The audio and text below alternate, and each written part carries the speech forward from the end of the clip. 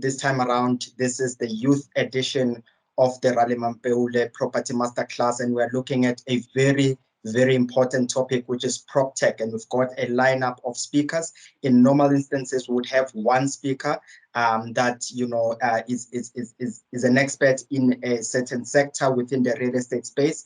But today, we've got young people, the youth, that will be taking us through a very interesting, sector within the property space, which is PropTech.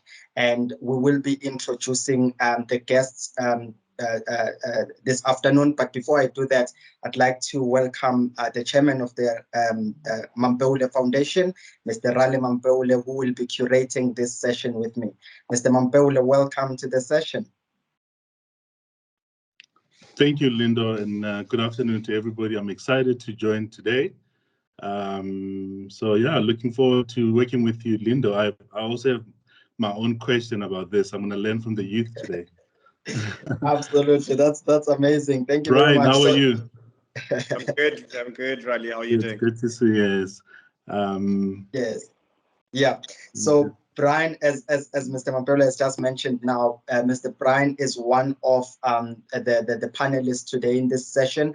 So Brian is a strategic partner. He is the strategic partnerships and sales manager of Property Inspect, which is a PropTech software solution that they created to help automate the property inspection process, using their robust mobile app. Which means for any type of inspection, the entire process can be done from a simple app, a single app that they have. So the scheduling, the geo-pinning location, taking photos and videos, voice of, to text converter, creation of work order, etc. Aside from this, he's also the co-owner of Property Made Easy, which is a real estate investment consultancy in South Africa as well. Young person who is doing amazing things in the property space. Young, amazing guy who's has just also been announced by Cybip as one of the rising stars in the property sector. Welcome to the session, Mr. Brian Sango. Thank you, Lindo. Thank you guys for having me. I'm excited and nervous at the same time. No, nothing to worry about. This is amazing, and absolutely congratulations on the Cybip making it into the list. It's really an amazing one. It's good to see young people, cropping up and coming up, taking from big guys like Rale Mampeule. So well done on that. Well, we're trying to keep close, eh? We're trying to keep close. Absolutely. Thank you very much. And another panelist that we have today, that will be Lesedi Gaka. She's a chartered surveyor with the Royal Institute of Chartered Surveyors. She's a property economist with the Urban Real Estate Research Unit and the manager of the Journal of African Real Estate Research. So she's also with the University of Cambridge doing PhD. Whose area of research is in the future of work, workspaces, and PropTech. So this is a person who is very much, doing much research into the PropTech space. And we welcome you, Lesedi. Welcome to the session. Thank you, everyone. It's great to be here. It's great to be the only woman, but I pray that more women join next time. No, absolutely. I think one of the great work that is being done by a number of organizations is to bring about change in how the structure of the real estate space is, to make sure that we introduce a lot of Black people, the youth, and also women. So it's good to always have someone as a woman representing the amazing women in this space. So welcome to the session, indeed. Thanks. Yeah, and then we also are having another brother who is Teko Mohlabi. So Teko Mohlabi is the founder and CEO of Roomster Backyard Rentals. He's also the founder of Tecmo Property Services, and he's also running an amazing YouTube channel where it's called Property Love, where they speak about property. Welcome to the session, Mr. Teko. Thank you, Mr. Lindo, for having me. Thank you for the opportunity, and welcome to everybody. But please excuse my voice a little bit if it's a bit raspy. I just came from a bit of flu, but yeah, thank you for having me. Thank you very much. I'm going to ask quickly, Mr. Raleigh, to just, take it away with a few questions. I need to sort out my dogs that are busy barking in the house. Apologies about that. No, that's fine. No, thank you, and welcome everybody to today's masterclass. I'm quite excited to be joined by, three young people who are doing magic in the space. What I wanted to double check, guys, first, and ladies, the first thing I wanted to double check is it true that the US is always ahead of Africa on PropTech?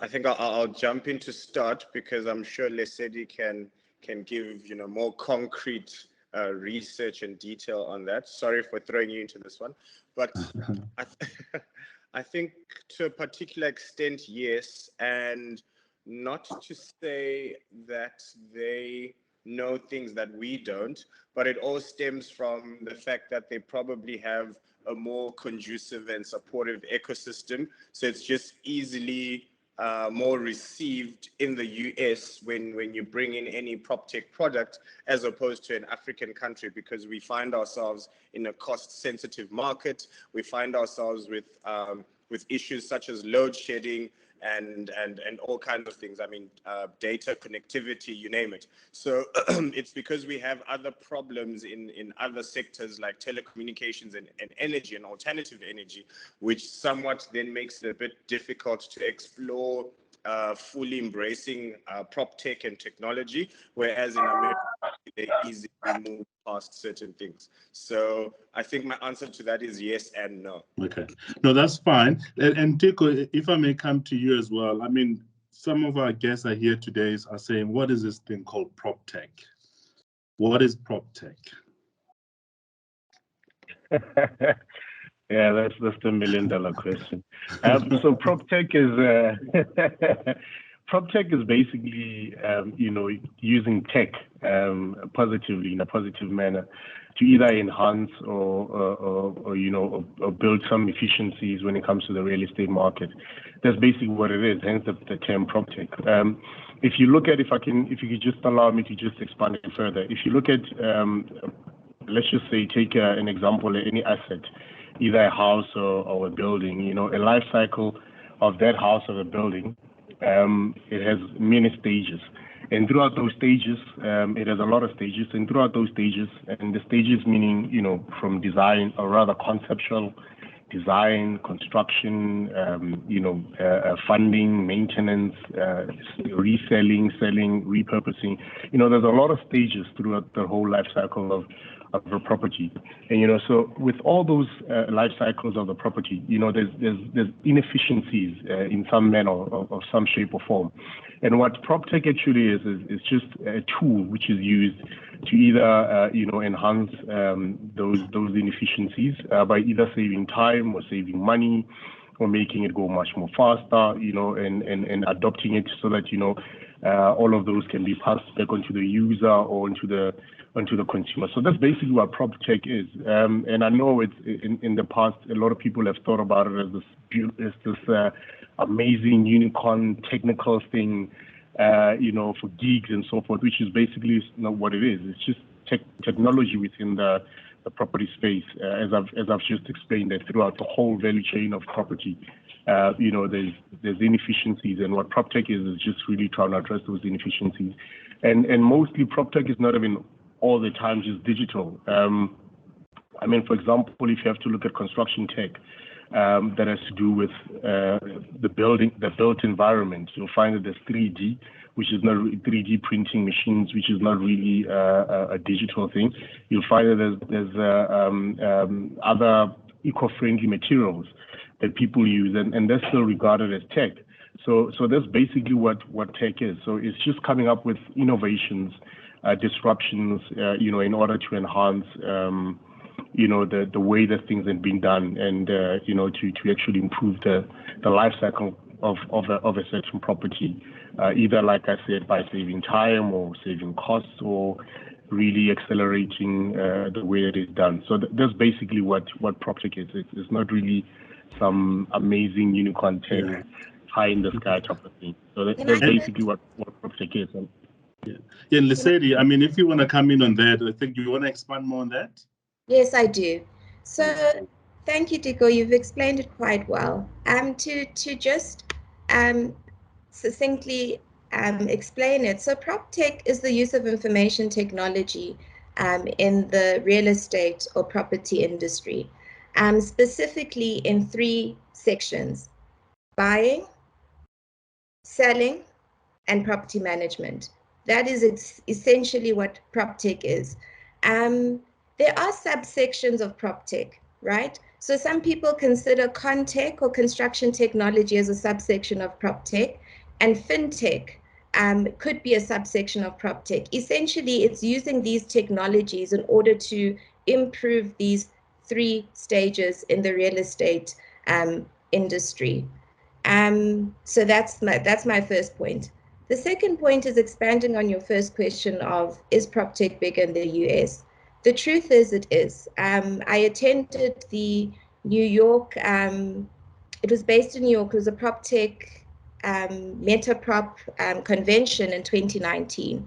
And essentially the reason why it's bigger is essentially the market is a lot bigger, it is more advanced, and it is more funded. So the problems that need to be solved tend to be slightly more advanced in the ability to create the technology and to get funding, not that they're more important. Hence why the market there seems to be a bit more advanced, and obviously they've piggybacked off the advancements of the fintech and contech markets, which have grown a lot faster that side. So hence why PropTech is a lot bigger. Nice. Yeah. No, that's good. Sorry. Well, sorry, go on.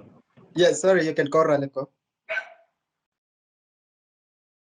Oh, no, I was just saying, just to add on what Lesedi was saying, and going back to the first question that Riley posed, it is definitely bigger than PropTech in the US and other continents. It's much more bigger than Africa's PropTech. One, if you look at the VC funding that has gone into these startups in the US, it's way much more bigger than what we have. And as Brian added earlier, even the ecosystem in terms of nurturing those startups is much more advanced and much more bigger than what we do. But I think that the critical thing here, the main difference is adoption. They tend to adopt technologies way much more quicker than we do. And I think also their challenges and our challenges are much more different. And that's why they can easily adopt the technology. All right, no, that's good. So with that being said, I mean, you've mentioned that, it's a little bit bigger in the US than here in South Africa. Which are the type of examples of the existing PropTech companies right now that are actually notable and can be, some people can relate to? Anyone can take this question. Brian? In South Africa, Lindo? Yes, here in South Africa, which ones are the notable companies that are actually doing PropTech at the level that, can be notable at the moment? Right. So what comes top of mind, Brian? Sorry to take this question from you. No worries. Property and Property 24 and IOL Property come top of mind. And then property management systems like Windeed and Lightstone and TPN come top of mind as well. There are many. ParkUp is doing quite well. HouseMe also did quite well, although they're not around. PropDD, Sean is here, are doing quite well. So I think there are a lot of solutions, especially in subsector or sub-markets. Part of PropTech is moving into data collection. Diko's company, the rental company, is doing quite well. A property inspector is also doing quite well. So there are many companies within this space. That comes top of mind. Do you gentlemen want to add any more?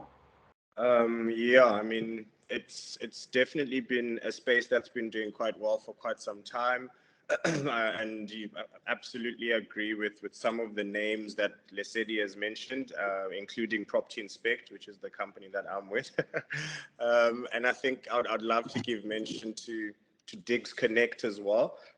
Digs Connect is pretty much a marketplace for student accommodation. They're doing well globally now, because I think I know, correct me if I'm wrong, but they went into some partnership with a company that was out in the UK, and they should have hit their 1 million listings on their platform quite recently.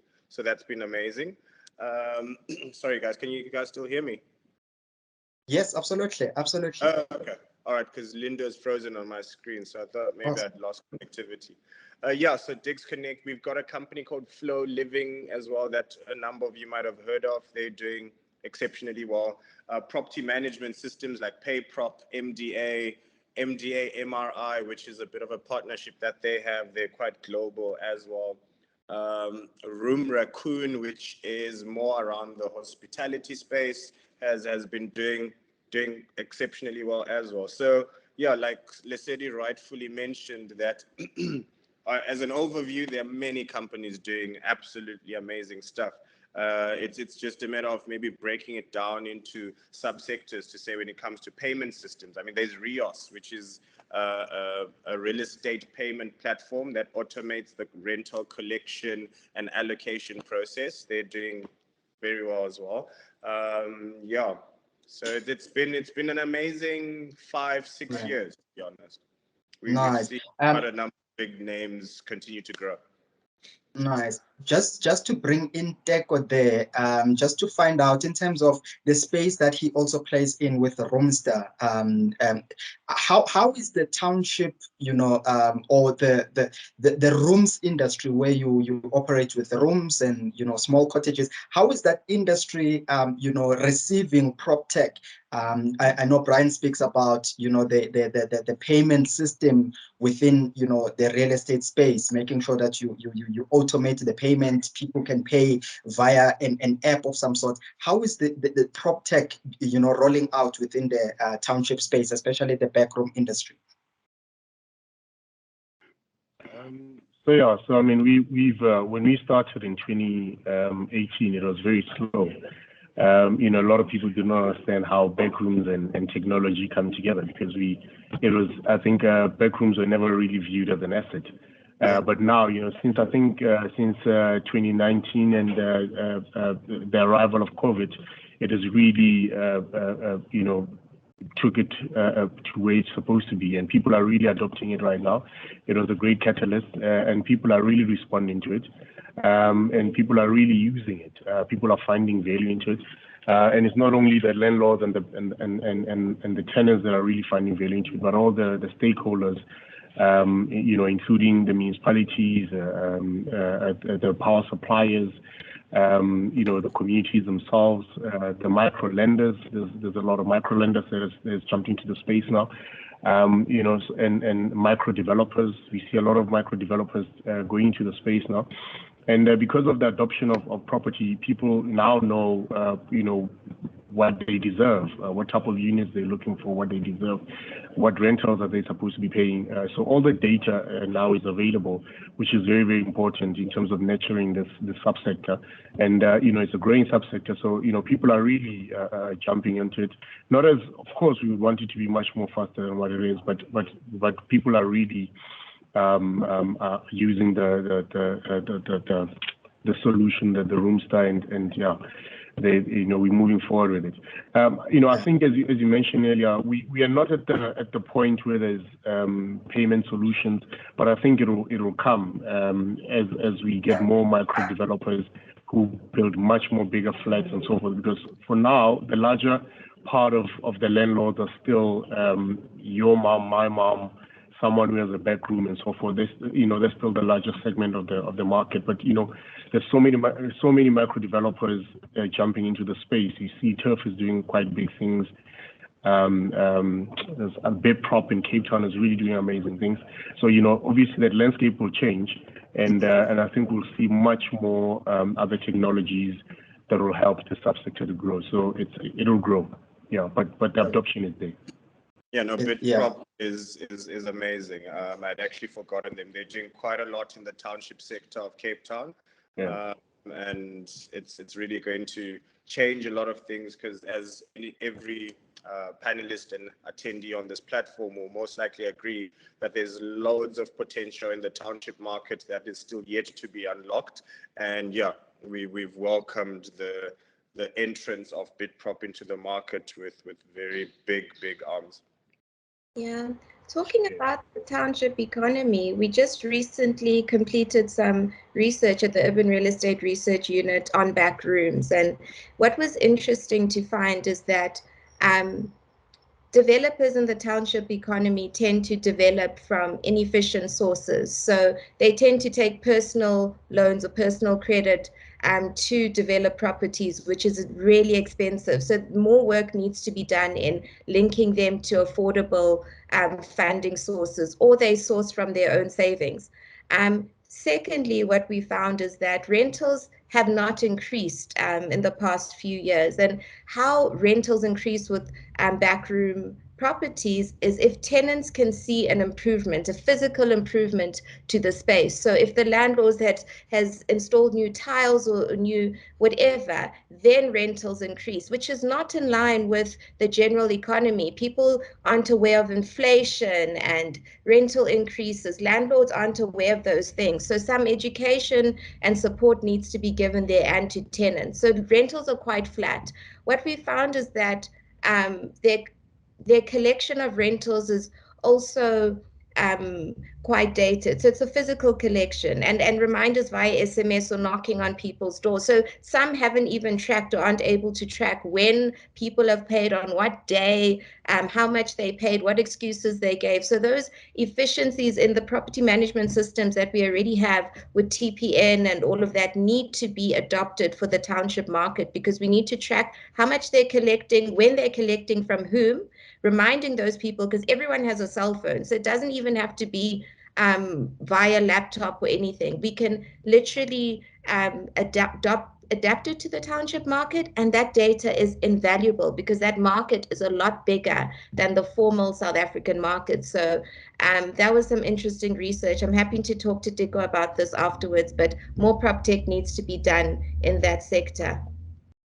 No, absolutely. No, that's a mouthful. Oh, That's a mouthful. Sorry, Teko, I'll bring you in just now. I think you guys have covered quite an important, section of this masterclass, and I must encourage those that have actually joined the masterclass to keep on going to the chat box and just send through your questions. If you've got a question that you want to ask from any of the panelists, that just send them through into the chat box.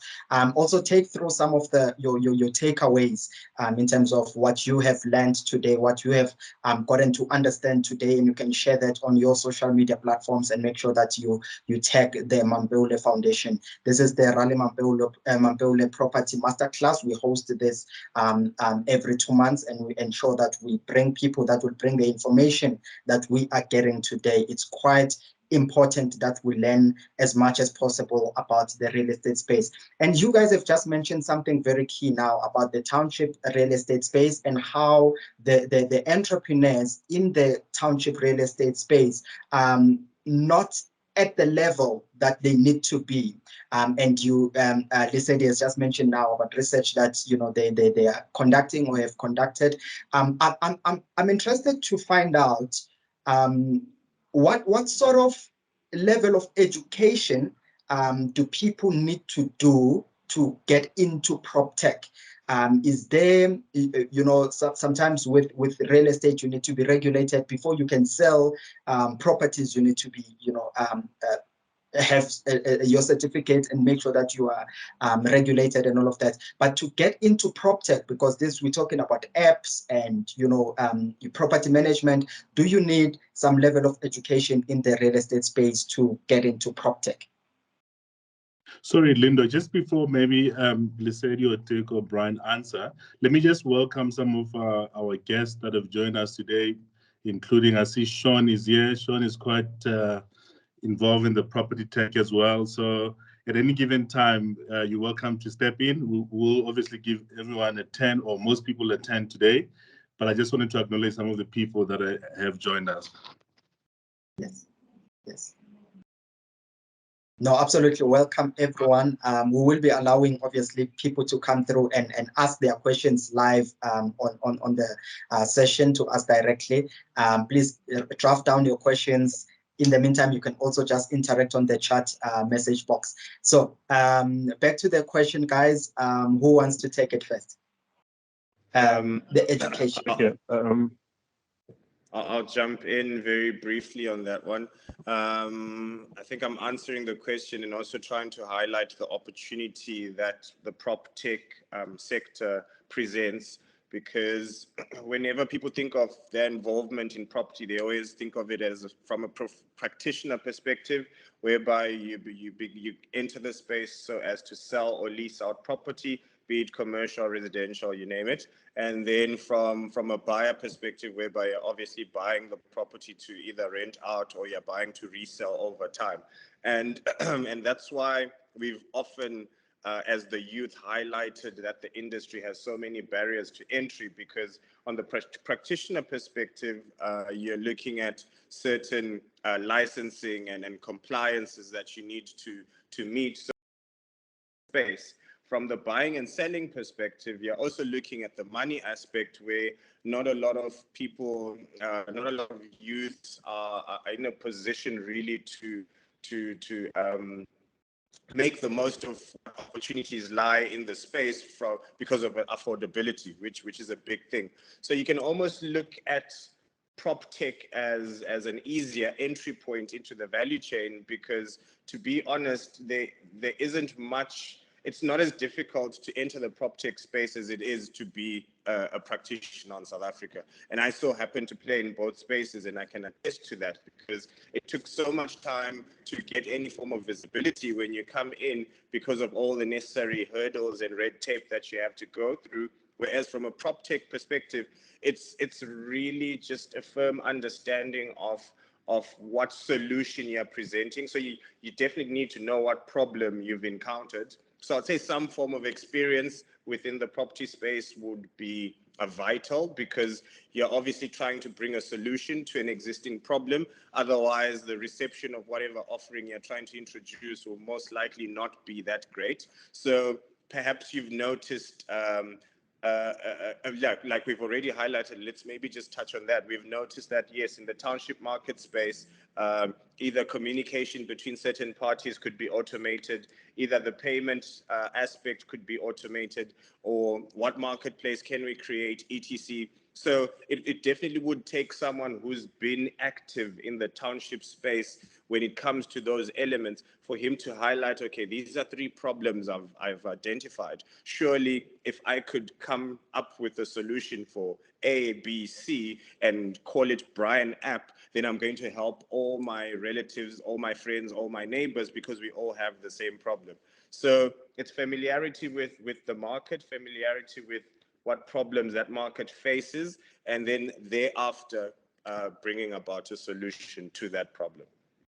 I would like to add to that.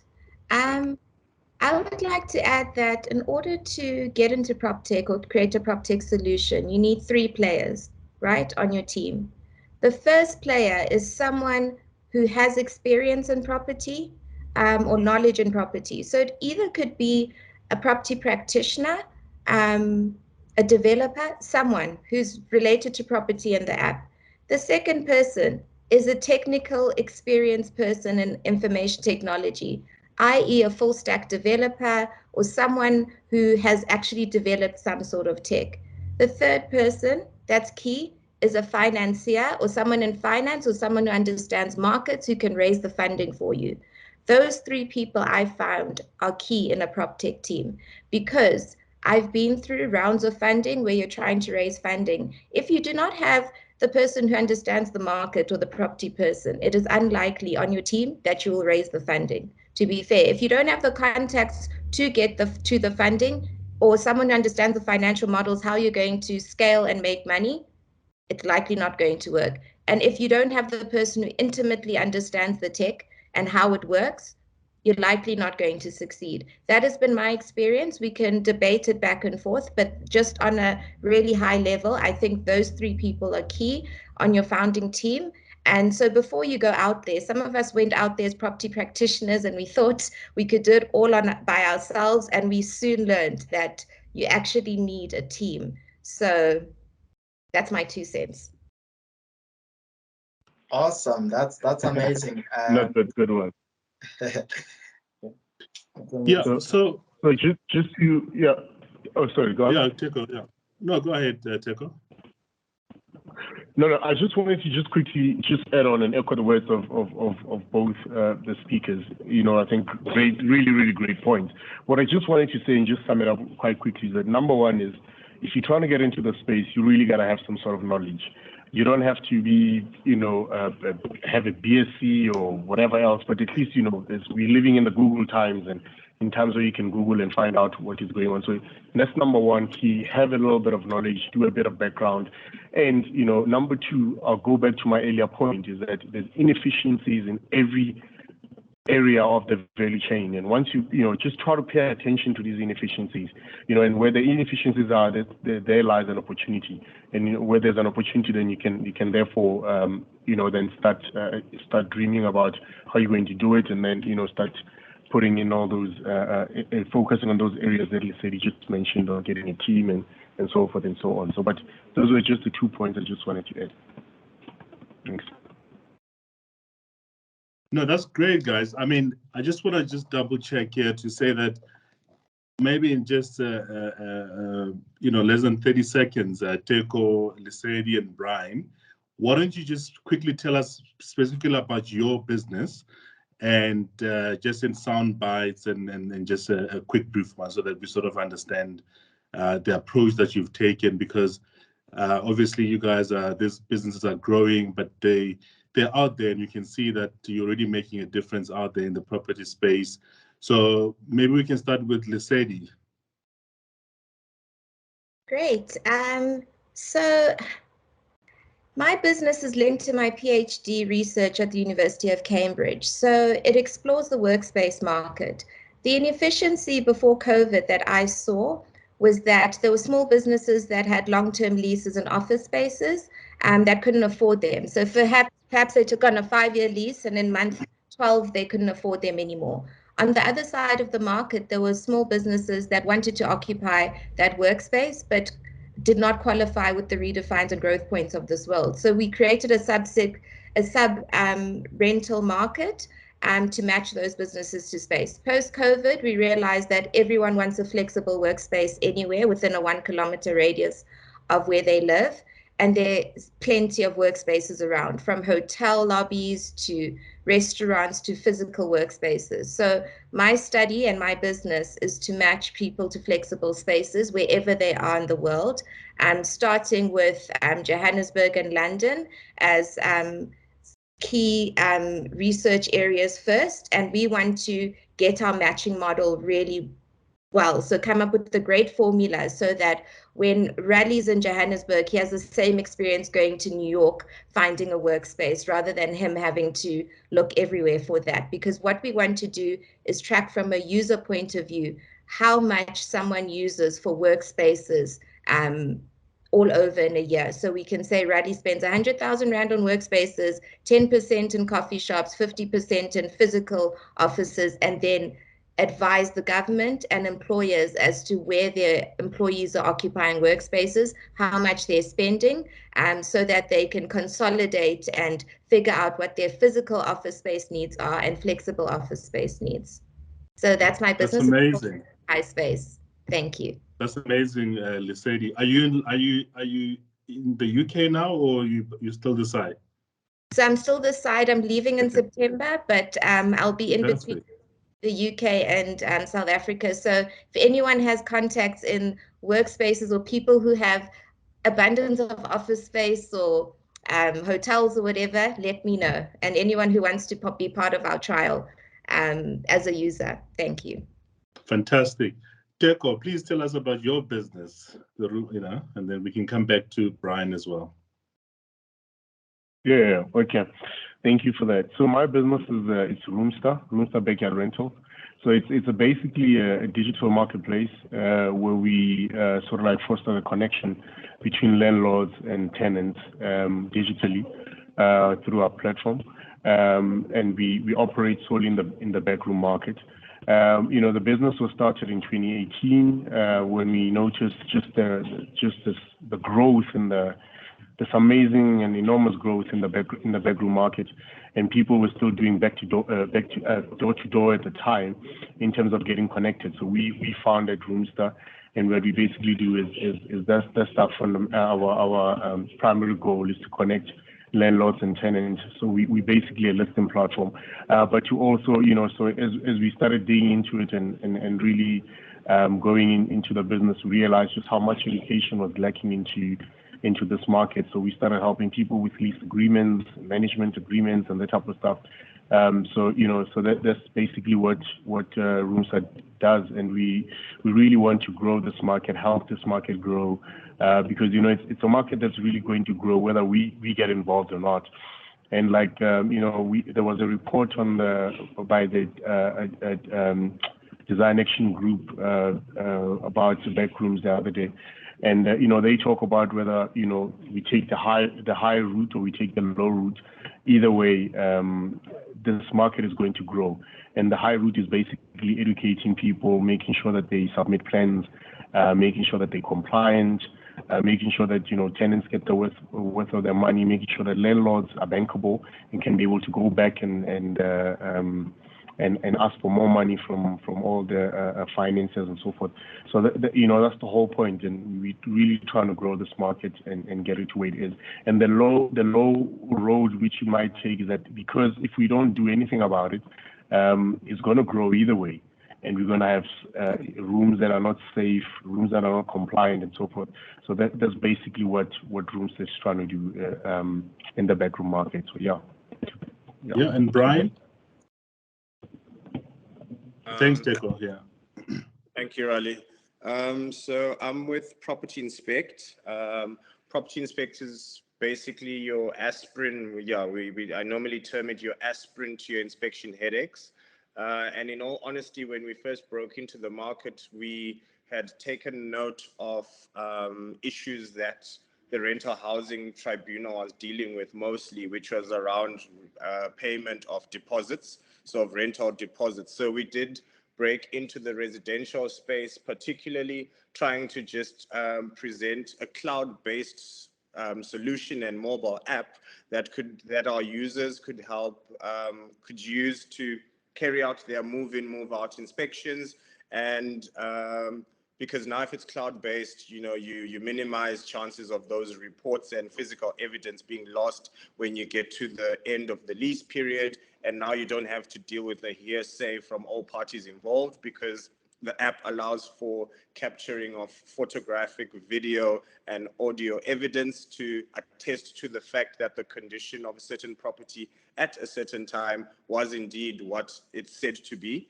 But since then, we've broken into other facets within the real estate space, because it's highly customizable in the terms. So it's not an off-the-shelf sort of app that you can buy. We tailor it for each of our users. So we've accommodated health inspections, valuation inspections, risk assessment. Some of the banks in and outside South Africa are using it for valuation inspections, like I rightfully mentioned. Swaziland Tourism Group for their grading inspections that they carry out on their hotel and lodge facilities. So we've computed it and allowed it to be that robust and also to easily integrate into other systems. So basically, in 44 countries in 5 years now, we're used in 44 countries in 5 years. The Olympics used us towards housing of people that were visiting. So that was one amazing thing. In America, I got the Chicago municipality used Property Inspect when they started initiatives around creating homes for the homeless, because a lot of compliance had to be done and. So now all the compliance checks and inspections is in the palm of your hand. The reports are auto-generated in the click of a button. You can geopin your location when you start an inspection, and it also allows for, it allows for data transfer between our system and any other PropTech system, which I think is one area that we should always keep an open mind to, because we can have a million PropTech solutions out there, but if those solutions don't speak to each other, then we might be giving ourselves a lot of work as well. So we've allowed for open APIs where we integrate into MDA, we integrate into into health system, into bank systems, and banks can also fully white label the system from a data security and branding perspective, because maybe F&B clients might panic when they see that. And I just used F&B as an example, so please don't, if there's anyone from F&B in our viewer list, I didn't say anything I shouldn't. But yeah, it's got the ability to be white labeled as well for anyone who's looking to automate and streamline the property inspection and maintenance of the property itself. Yeah. Yeah, no, absolutely. Thank you very much for bringing that context, because it's very important for our guests who have joined us today, for them to know exactly who are these people that are speaking. I know you guys are very active on all the social media platforms, and people can always go and tap into your knowledge through those platforms. I know Deco has a nice YouTube channel where he shares information in this in the real estate space as well. So as you take part into the conversations, I'll be going through some of the questions now. I'll just fire in some of the questions that you guys have asked when you were signing up to join the session. And for those that want to ask particular questions, you can do that on the chat box as well. And also we will be allowing some of the guests to come as well on board to ask their questions. So you guys have touched on very important aspect of the PropTech space. I'm just going to ask some of our guests to please kindly stay on mute at the moment. Please ensure that you are still on mute. We will allow for questions to be asked shortly. So you guys have touched on a number of aspects regarding the the PropTech space, and the fact that people can actually get involved in this space, because some of the questions that are coming through are people asking, how do I get involved? How do I need funding to start, in the PropTech space? Do I need education to get into the PropTech space? So you've covered some of these questions, but we'll recap on them so that people, they know exactly as they leave this session that they can actually go and start working on their PropTech businesses. So I'm going to ask you a couple of questions from the guests that have joined us today. So this one is from Shimi. Shimi is asking, what are the challenges you foresee as barrier to PropTech in SA? So what are the challenges you foresee as barriers to PropTech in SA? Would you say the high cost of internet and data is one of them? Can I ask Lisedi for this one? Yes. So there are many barriers, right? The high cost of internet is one, but let's just take a step back. I think the market, so we can't fault, the market is there. The market is there, it needs the PropTech, it's available, the demand is there. So that's not the problem, right? We have a lot of socioeconomic issues and financial issues that we need to consider. So the first thing is access to funding for PropTech, the biggest and first thing, because the actual development of the tech is very expensive, and or the skill sets needed for very specific, for instance, artificial intelligence, or it's so specific that it may not be available in South Africa to the level that your tech may need, that you may have to outsource. So the cost of creating the PropTech may end up being more expensive than the repayment rate over a period of time. So it may not be as profitable in the short term. So we need long-term investors in that space, and the ability for investors to understand what PropTech is and the need, because it's still a very physical industry. So the feedback I've gotten sometimes is, oh, the market, so the market sometimes cannot be big enough if it's not in housing. So housing is a huge market, but if you're in, for instance, industrial property or office property or workspaces, that's a huge barrier. Secondly, you have to look at who your demand is. So the demand can be split into two types of demand. So the actual users, so the users versus the people who pay for the product could be two different people. So you have to determine what your demand is, and then the people paying for the product may have specific KPIs that they may need to reach, like hurdle rates or payback rates. So you need to look at that. But the people using the tech may not have access to internet, may not have access to banking, may have other limitations. Understanding the tech, why do they need it? Why can't they use a physical solution? So education on PropTech is a big one. And having a technology that has a low barrier to entry, that's user-friendly, and you may have to have a free portion of it for a period of time so people can get used to it before you start a paid portion. So there are many certain factors, socioeconomic, some racial, some gender, some financial, that we uniquely deal with in South Africa. But the market is there.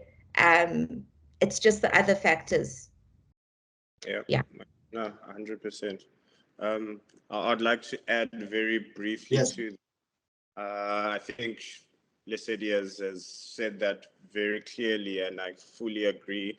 I think maybe an additional element I will add is understanding competition as well when you go into a certain market. Now, competition could either be another player that's coming in with the same offering that you're trying to come in. So in this instance, I'm considering a Bolt versus Uber type of competition who are breaking into the market simultaneously, or you're also looking at competition to say, how have people been handling how have they been doing it before you've brought your product to the table?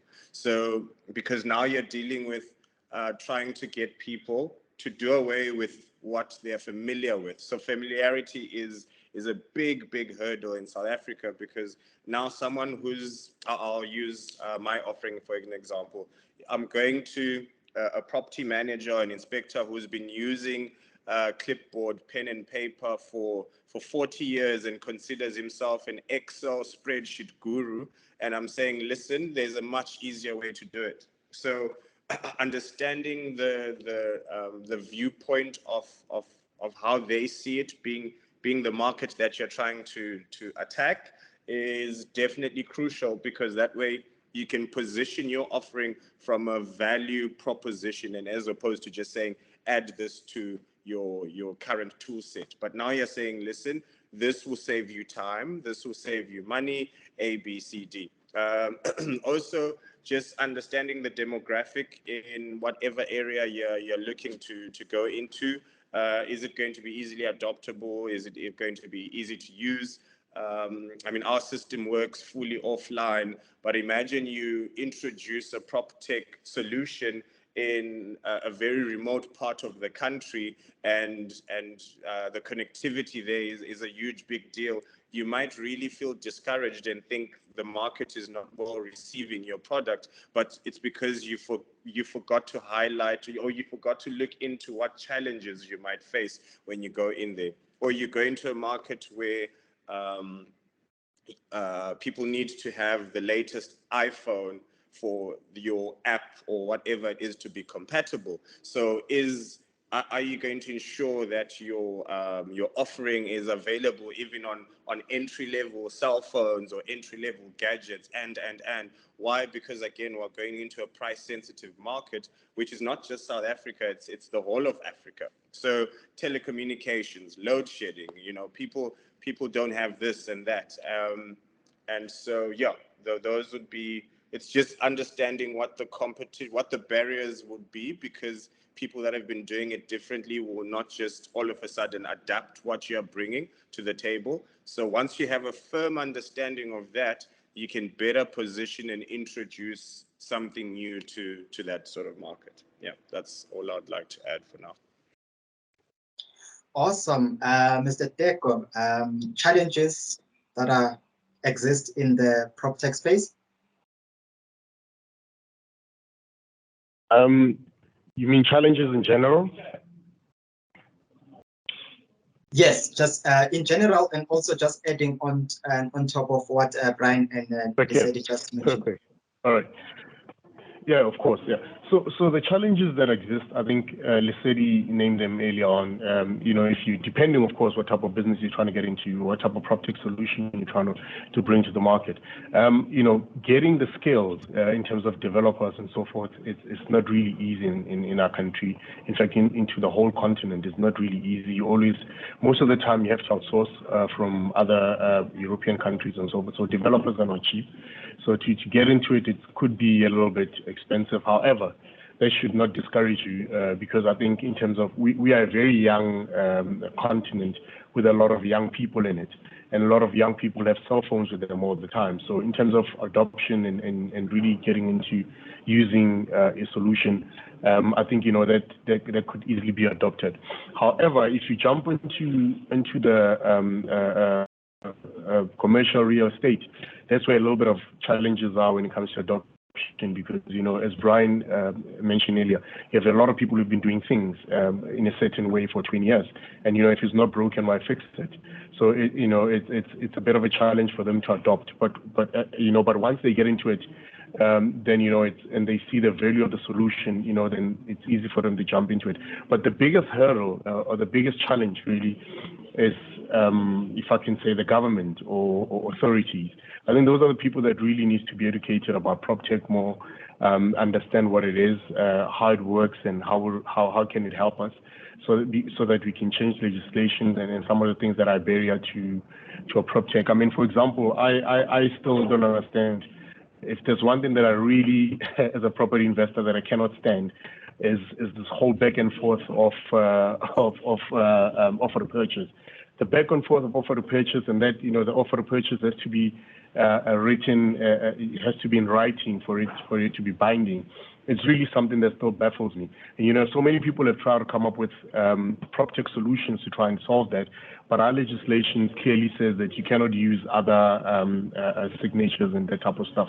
It has to be handwritten. However, that in itself, it's an opportunity for PropTech. Some smart guy out there needs to come up with a solution in order, to help people to be able to go back and forth when it comes to offer to purchase. But you definitely need buy-in from government and from legislation. So, those are just some of the barriers. But I think with education and with all these platforms like this one, and really educating people about what PropTech is, what the opportunities, and really lowering people's threats in terms of what they believe PropTech is, I think we shall win. So yeah, that's really that.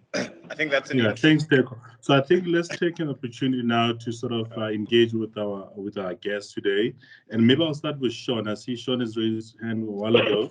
Welcome, Sean.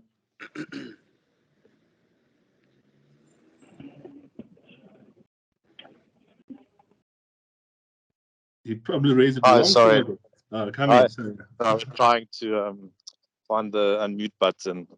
I'm very tech savvy, obviously. Yes, yeah. This is really, I just want to say it's really exciting, and everyone's just making such great comments. And yeah, I'm learning a lot, and it's awesome to have these conversations. So I just put a comment in the chat. So there was like people ask, how do you get into PropTech? And it's very different. It's not, I want to be a valuer, I want to be an estate agent. It's not something you qualify for and get in. It's entrepreneurial, like any sort of startup ecosystem. And the cool thing is it lowers barriers to entry. So I mean, you could come from no formal education. Perhaps you've been in backroom rentals yourself, and you notice the process isn't great. If you reach out to the right people, and like the Mampeule Foundation, organizations like this that connect people, you could actually get the team together, like Lesedi was saying, speak to the right people, and you could actually launch something, which is awesome as an entrepreneur. On the other side, it's crucial in South Africa to give access to housing, to give access to rentals, to give access to property finance and investments, and PropTech does a lot in that space. So yeah, that tale of two cities, we've got a first world and a third world part to our country. So Yeah, so that was just a comment, but yeah, thank you very much to everyone. Yeah, no, thank you, Sean, and it's good to have you as well. Let me just double check with MS Office 13104. I don't have the name. I think you're the only one who's raised their hand so far. If you want to come in and comment. Hi, everyone. My name is Sinetemba Shade Butelezi. I believe Microsoft Teams tends to log me in on my MS Office account. Yes, I think we've enjoyed the conversation. I definitely have, and I think my question is more about information gathering. We are a firm of architects, and we do have PropTech solutions that are out for architects for online learning, for CPD Connect, and also most recently we launched Deal Scheme Property Appraisal, which again speaks to a lot of the things that you're saying now. But how do you remove the barriers of entry? People are trying to create appraisals and have a deal pipeline in the property sector, but they don't know where to start. They don't know how to package deals, and all of this is very expensive, particularly coming to people like us, architects, town planners, etc. I'd like to know, because we seem to have performance within our fraternity, how does one get to the right platforms, networks, conversations like these, where we can spread our products and spread the word about what it is we're doing that benefits people who aren't necessarily practitioners in the space? Thank you for the question. Teko, you seem to be ready to answer the question, maybe? No, I was actually trying to concentrate to understand exactly what the question is.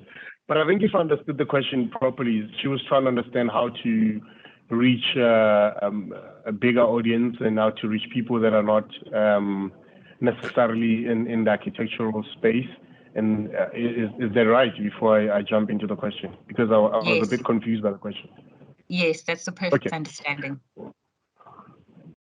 Okay, well, I think firstly one would have to really, get to understand how the construction or the professional services work. Who are the professional service providers like architects and so forth, and go to conferences, I guess, where you can meet people, where you can explain your solution, and I think that's mostly from a business point of view. Otherwise, it just have to be marketing. I think that's mostly a business marketing question, which is kind of like a little bit difficult for me to answer. But I think it'll have to be, getting to conferences. That's what we mostly do when we look for businesses. Go meet mind-like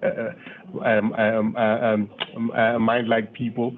Like ourselves and Sango and Brian and so forth. I mean, Brian and I met 4 years ago when PropTech was not even a buzz term now. We met at a PropTech conference, and and I'm sure also meet up with people like Sean, who is the co-founder of SA PropTech, and there's normally like-minded people in those conferences. I hope that helps. Yeah. All right. Are you covered, ma'am? Thank you very much, Teko. I appreciate it. Perfect. Thank you very much. That was a mouthful. I see Brian has his hand up. Do you like to add, Brian? Yes, Linda. Thank you very much. No, I just wanted to add that it's all about getting visibility, and it's attending as many online and in-person networking sessions that you can get to. We've got a saying as African people that umuntu ngumuntu ngabantu and izandla ziyagezana. So to be honest, to really unlock any opportunities out there and get people to know what it is you are bringing to the table is go into those events, speak to people, tell them what your story is, highlight what problems you're solving. Rightfully so, Tiko and I met in 2019, and we were at the PropTech SA launch in Cape Town that Sean, who was speaking earlier, had put together at the time, and that's how I also got to know Sean. And I remember we even took one nice photo, the three of us. And 4 years later, that alone opened up so many other doors for all our offerings to sort of expand their roots within the SA market, because yeah, as much as we're trying to bring technology and bring all this fancy software stuff, the people element can never be extracted from it. So you definitely have to work on relationship building, and as much as just how you brand yourself as the person behind the business, and brand the business is very important. And I think what I've learned in the past 3 years, having gone into COVID as well, is that people do business with people and not necessarily the brand. So bring in your personal whatever into your offering, and you could certainly be adopted much quicker in whatever target market or audience that you've identified. Nice. That's nicely captured. Now, I want to go back to some of the discussion we've had earlier to just cement some of the things that we have discussed. And one of the questions that I have, I know we were speaking about, PropTech being implemented within the township space, as well as, government buy-in and them being more agile in ensuring that they introduce a new way of doing things. I know Deco mentioned the issue of, OTPs, that the signing of OTPs, there is an opportunity there to ensure that government comes in as well and make sure that we just transform that space as well to ensure that we make it more inclusive and more helpful with the developing of the space. I wanted to ask, maybe I'll start with Ulisedi, to ask, in the PropTech space, who is the target market when you create a PropTech product? Who is exactly your target market between the landlord or the property investors and the people that are actually owning those buildings and renting out those buildings, and the end user, which is the tenants? Who exactly is normally the target market when we create a PropTech? If I want to create a PropTech company today, who should I be targeting? That's a very interesting question, and I think it's multifaceted. Okay, so as I spoke about before, you have to figure out the type of demand. So you've got different types of demand. You've got the actual user and the person who pays for the product, right? So for instance, in the case of Property 24, the user and the person who pays for the product are the same person, right? The person who pays for the product is the estate agent, right? And the user, the estate agent, lists the property. Sometimes it's the same person. Other times it's not, right? So taking a step back, you have to, as a rule of thumb, generally people start with who's going to pay for this product, okay? And figure out how you can tailor make it to make sense to the person who's going to pay, assuming you want to create a profitable solution and it's not a non-profit solution, okay? That's the first thing. But the person who ends up using it a lot may not be the person who pays for the product. Secondly, you need to look at your investors and the type of return that they want to get from the solution, and figure out how to create the product to best serve those three parties, right? So how do you grow it the fastest? How can it make the most money? And how can it serve your investors? It's multifaceted, and there is no simple answer to it. Sometimes growth, so for instance, in the case of Facebook, growth in number of users then invited new investors in, who then put more money in, who then got paying advertisers on the site. I mean, those are three different clients altogether. So it is a very tricky balance, and there's no straightforward answer, but that is just be aware of who your actual customers are, and there may be 3 or 4 different ones. Brian. Yeah. Thank you for that, just Brian. To add on that. Oh, yes. Oh, sorry, go on. Who's going first? Is it Brian? Is it Deco? Who's gonna take this one after Lizette? You can go ahead. Okay, I'll jump in. Sorry, Brian, I didn't see your hand. I mean, that's a very interesting question, as Lizette has just said. But it's actually the question that's called a chicken or egg first? You know, which one gets there first? You know, like for example, with us with Roomstar, you're dealing with two parties. You're trying to satisfy two parties, one the landlord and the other one the tenant. You know, so you have to look at which one is going to get you to the liquidity stage first. And the liquidity stage is basically a stage where, you know, it's fully functional, where your site or your app or so forth is fully functional, and every time somebody goes in there, they mostly get what they want. So with us, it was mostly to get to the liquidity stages. For us, it was mostly you have a lot of people that are looking for rooms, but you actually have a supply problem. You know, so you have to focus on then supply. You know, so that when people comes onto the platform, they can be able to find those rooms. So it's mostly a chicken and egg situation, and it's different with any other platform and any other tech that you're dealing with. You have to look at what's really going to get you to that liquidity stage, and it's either the tenant first or the land. If there's a lot of tenants out there, you have to try and focus on the supply. If there's a lot of supply, you have to focus on the tenant. So it really depends on business to business. Yeah. I think both panelists have really nailed it on the head. I think what I just wanted to add on is it also just comes, it's a very, very interesting question, and the answer will most likely be very different as well when we start zoning down into smaller sub-segments and so forth.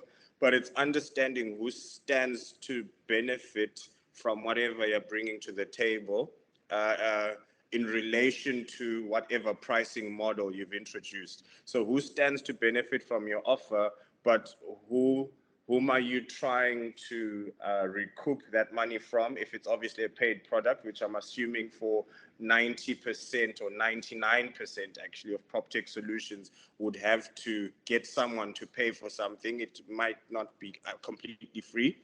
So who stands to benefit from it? You could have, you know, 3 or 4 types of people, and then who's actually going to be paying for that service. So again, it's understanding who's going to feel incentivized enough by whatever solution you've brought for them to feel that, you know, they find value in whatever they pay.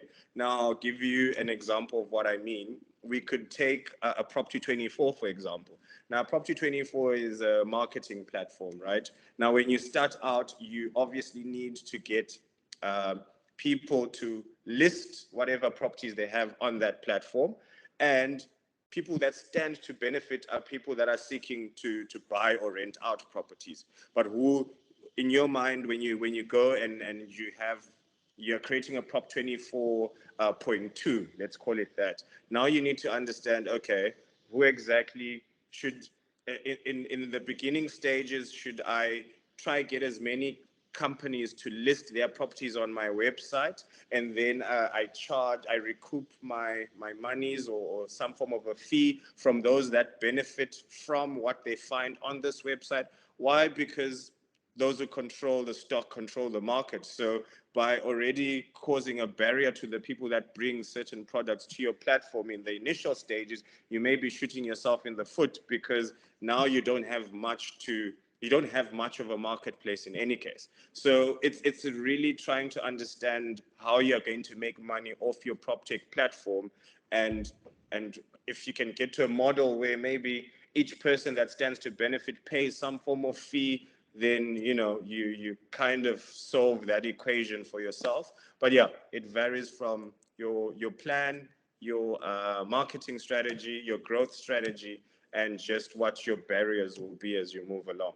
I don't know if that makes sense. No, that absolutely makes sense. I think you guys have captured it very well. And I like the fact that you are simplifying it for the layman like myself, who would like to just understand, because most of the questions that were coming in were, how do I get started? Like, where do I start? What is it that I need to do? And some people were not necessarily understanding that, is this PropTech another way of building property? Or is it a platform? It gets confusing. And just maybe to clarify on that, PropTech, does it ever include a structure, like a building, that, okay, this is a building, something like an alternative building technology? Can it be incorporated in the conversations around PropTech, or that's a different conversation altogether? So from my view, that would fall more into the ConTech construction technology. However, there are synergies between those. So for instance, if you improve the efficiency and you can track the data of the efficiency, that tracking of the data of the building and its energy use and efficiencies would be more considered PropTech. However, if you 3D print the building, it is likely going to be considered ConTech. However, they interlink. All right. Absolutely. No, thanks very much. I was asking that because people were asking, how do I get involved? Can I get a bond to get into PropTech? So I just want to make sure that our people understand the distinction into that. I don't know if I should bring back, I still don't know the name, sorry about that. So it's MS Office again. So please ask your question. Sorry, it was actually more of a comment, and Lesedi did answer it. I was just answering from the perspective of also being an architect. PropTech does involve at some point those synergies with buildings. And I'll use an example. For instance, if you have an Airbnb in a different country and you don't have a person who manages it for you, but your smart key, your access, your dropping of your keys in and out of the premises, and also controlling some of the conditions within that building away from where you are, do fall more on a PropTech side of things. And also just managing maybe a remote a portfolio that's remote from you as well. So it's a fine line, but it does have synergies. Yeah, I mean, if I may just come in, Lindo, I mean, you know, there's a new word now that is called shelter tech, but it's mainly on the affordable housing space where, you know, organizations like Habitat for Humanity are looking at trying to push that type of a name. But again, it's really interconnected. I think they're all connected. You know, they're just coming up with the creative way. But what I wanted to check, because I see we are left with close to 13 minutes. Yes. If I may, I just want to say from both Lesedi, Brian, and Teko, here's a big market of real estate selling of houses. The market of the Pem Golding, the Chairs Everett. I mean, that is a couple of billions, and you know, Black people have been struggling to tap into that space because of the big names. And I'm of the view, and I wanted to just double check with you to say, how can PropTech help new entrants to be able to sort of tap into that market? Because that's a market that I think maybe we haven't touched on. I know that with Teko, it's more on the backroom dwellers, but how do we, Brian, just go directly and actually be able to challenge the Remax and others by bringing new blood into that space? What would you say, Brian? So the irony of us having this discussion, and there's some form of renovation happening in the apartment next door. So we definitely need some ConTech or shelter tech that makes noiseless renovations. Just a side note. So pardon me when they drill a bit again. But yeah, just to answer your question, Riley, I mean, I've been in this space for about 10, 12 years now. I think Lesedi and I were the youngest Black qualified real estate agents in 2011, which is when we initially met. I think she was 19 and I was 20. But yeah, anyway, don't calculate how old we are. That's not the point. It's all about understanding your market, understanding firmly what you don't have versus what you do have, and not focusing on what you don't have, but trying to highlight what it is that you do have. Now, a lot of these big brands are going to throw fancy cars, fancy names, fancy this. If we try to go in and compete against a Ferrari that John whosoever has from a big Pam Golding, you may delay your entry or completely close the door because perhaps you don't even want a Ferrari. So it's if your personality is really what your core, what you're strong at, then highlight what it is that you're strong at. Don't try to recreate what someone else is doing. Be your authentic self and use whatever resources you have. Create a team or collaborate with other young entrants. You don't have to do it all by yourself. That's another thing. So, for example, I partnered with other people to say, let's have a team approach, because certain people are good at what they're good at and they're not good at what they're good at. And therefore, if you have a team, you can have at least someone who's stronger, who's going to pick up on what your weaknesses are. And now you guys are fully solidified in that manner. And yeah, that's how you can take down the PAM. It's not easy, because we're still going into a market again where big banners is how they'll determine whether a Joe Soap will be more able to provide a service than you, who's got no banner whatsoever. But again, as young people breaking into the market, perhaps our firmer understanding of digital marketing means I don't need to have a banner or a bin at a bus stop that has my contact details. Why? Because I've got strong visibility on LinkedIn and Facebook and so forth. And now I just use what I'm good at, what I understand more than they do, because yes, times are shifting, and we as young people are possibly better positioned to embrace what other cost-effective means of getting visibility out there that we could leverage off. Yeah, I think I'll fantastic. stop it. I'll stop. Yeah, fantastic. Thank you, Brian. Just before Teko comes in, just want to say, Tato, we note your hand, so we'll just come back to your hand just now. But let's just maybe make the comments maybe a bit short, because we left now with 9 minutes. So maybe Lesedi and then, or Teko and then Lesedi, because I see you raise your hand, Teko. Sorry. All right. No problem. I'll be very quick and short. So the answer, I think Brian just got to it, at the end of his comment. We are living, guys, in the times of social media. It is the most powerful tool we have that, the other parties can really use. There is a YouTube channel that my wife enjoys that talks about luxury properties around Gauteng. I mean, there's this gentleman, these gentlemen, I just forgot now what the name of the company is, but, they post almost every week, maybe 5 properties, luxury properties in Joburg. I mean, those guys get at least about 300,000 views per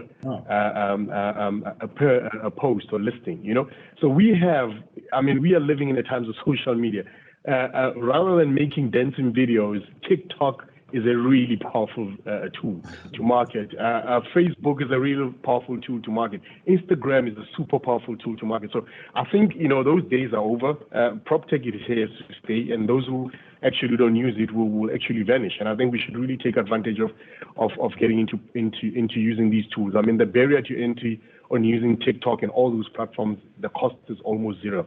All you need to do is just produce the video or whatever content that you put in. So wow. I think the times are shifting right now, and I think we should really take advantage of these opportunities. And to be frank, I actually haven't seen any black guys or any black real estate agents using those platforms in that way that I've seen the other guys use it. So I think we really need to jump into that. Fantastic. So Lesedi, and then we can go back to Tato, and then we'll leave 5 minutes to Mr. Lindo. We've taken over from his staff today. Lesedi, yeah. Yes. Sorry, there are questions also in the chat, so I just wanted to bring your attention to that.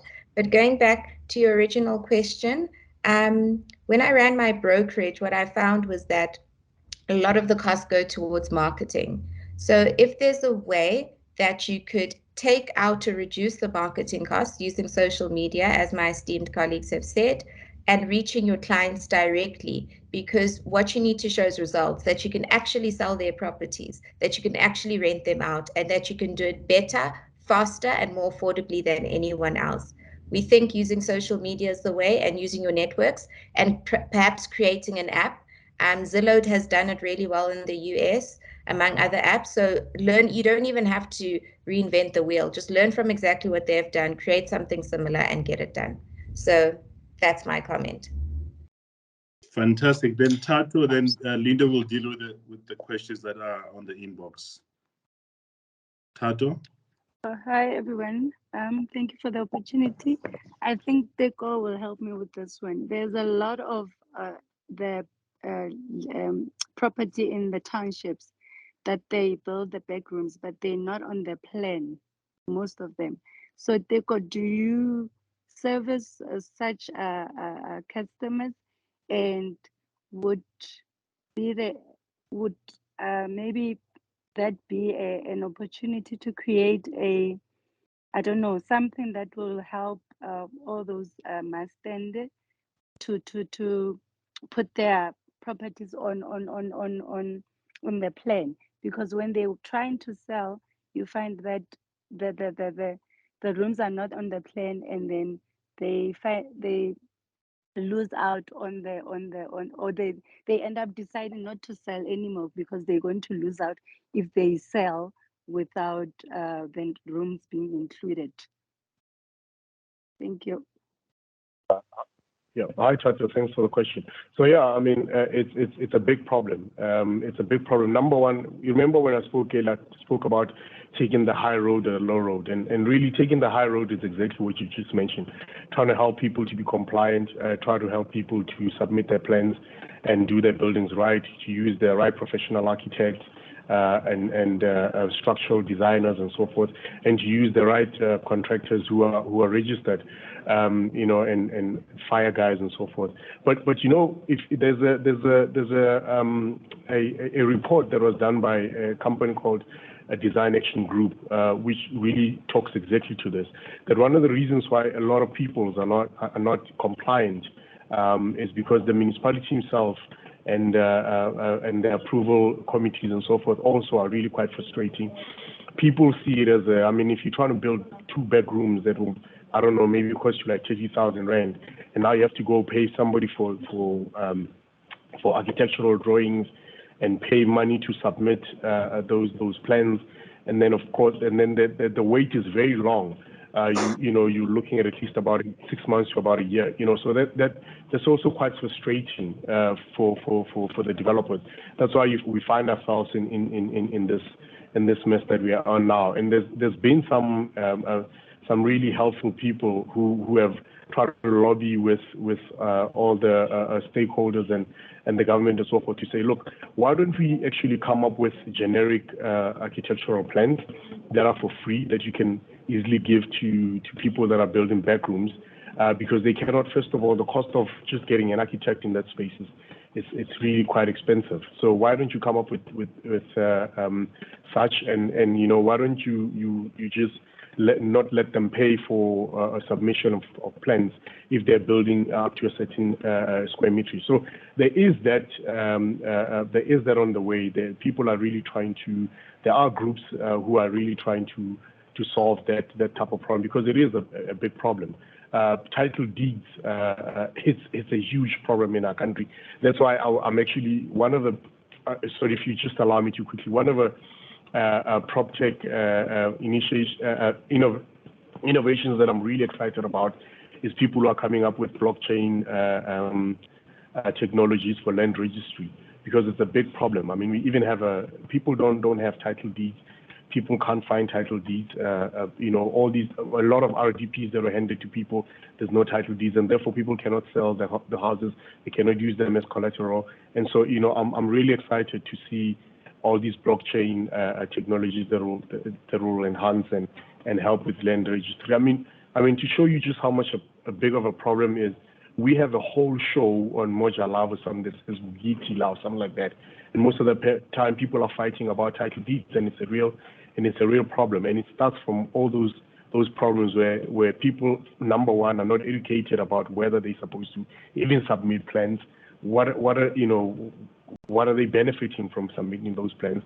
And you know, and then of course the cost of it is always a problem. And then they have to wait over a year or so before they build, you know, before they can get approved. So it is something that we are trying to solve, and a lot of people are looking into it. Sorry, Riley, I know you said I must. That's the time. I had to. I'm sorry. No worries at all. No worries at all. You guys have covered quite a mouthful. Thank you very much. I think that was very helpful. So this is what's going to happen right now. So there is obviously some questions that are still rolling in on the chat.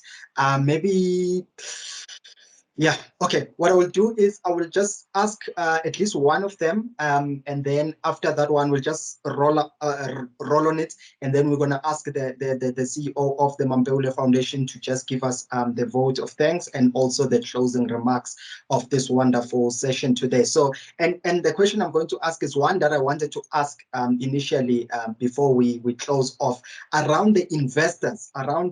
Investors, are you guys seeing investors, coming on board with the PropTech? Do you see investors understanding what PropTech is and be willing to put in money into it and support people that are starting, their ventures in the PropTech space? So, and also taking from Utabo, Tabo has asked the question to say, who are the venture capitalists and investors in the PropTech industry, and that you guys know of? And that links to my question. Are investors actually jumping into this space and making sure that they support ventures that are in this space? Let's just run through this one. I'm going to ask every one of you, and then we're going to close from there. Thank you. Right. So can I go through the different types of funding? There's grant funding available, right? There's debt funding or loans, right? And then there's equity funding. There are different investors in each space.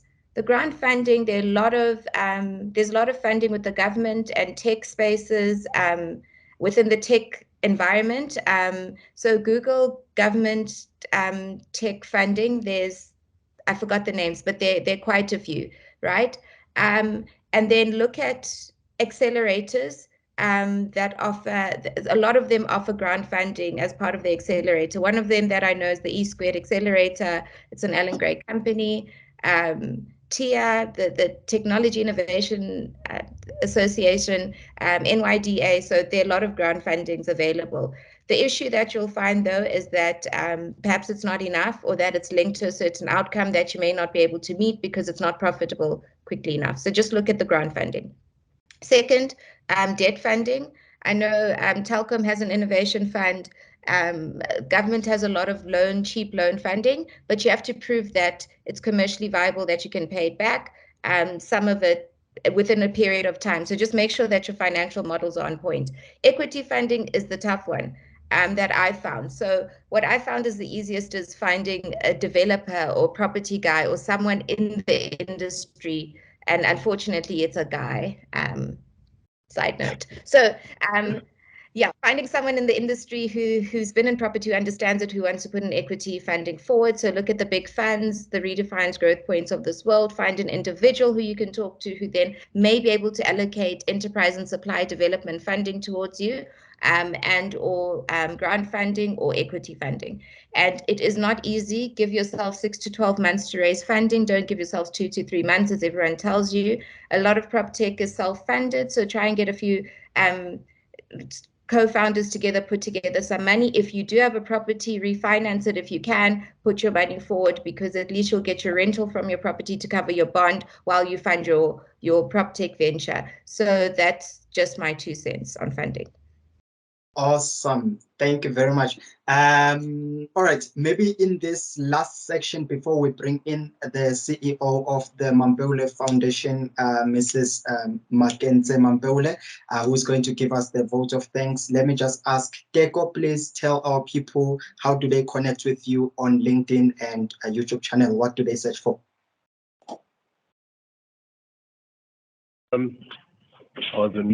Oh yeah, thank you. So you can connect with me on LinkedIn, Facebook, Instagram, all the platforms. There's Teko Mochabi on all of them, and then of course on Roomstar. Roomstar has its own platform, so it's Room, and then STA. So that's Roomstar. It's also connected on all the platforms. And then of course, please watch our channel and follow us on our channel, which is Property Lab, where we discuss absolutely everything about property, and the whole point of it is really just trying to learn about property as we are the student of the game. So yeah, that's basically that. So thank you. Thank you very much. Mr. Brian Sango, how do people connect with you? Yeah, thank you, Linda. So yeah, you can connect with me on social media. I'm quite present, especially on LinkedIn. It's Brian Sango, your property guy. I think I did type it as that same way so it should maybe be visible at the bottom of the screen. on Instagram, Facebook, you name it. But LinkedIn is the best place to find me because, yeah, that's where the magic happens. Perfect. Lesedi, let's end with you. How do people connect with you? You can only connect with me on LinkedIn. I don't have social media, unfortunately. I'm quite a private person, so Lesedi Khaka on LinkedIn. Thank you very much for making time, everyone. We really appreciate you being available today to, educate our guest today. So we will be bringing the CEO of the Mampeule Foundation, Mrs. Mackenzie Mampeule, to just give us the closing remarks. Thank you very much. Really, really appreciate having had you guys here. Mr. Mampeule as well. I don't know if he's still here to also say his goodbye before we allow the CEO to close for us. No, thank you very much, guys, for today. And Mackenzie will close for us. I've learned a lot as well about property tech today, and we look forward to seeing some magic happening out there. So thank you very much. Mrs. Mampeule.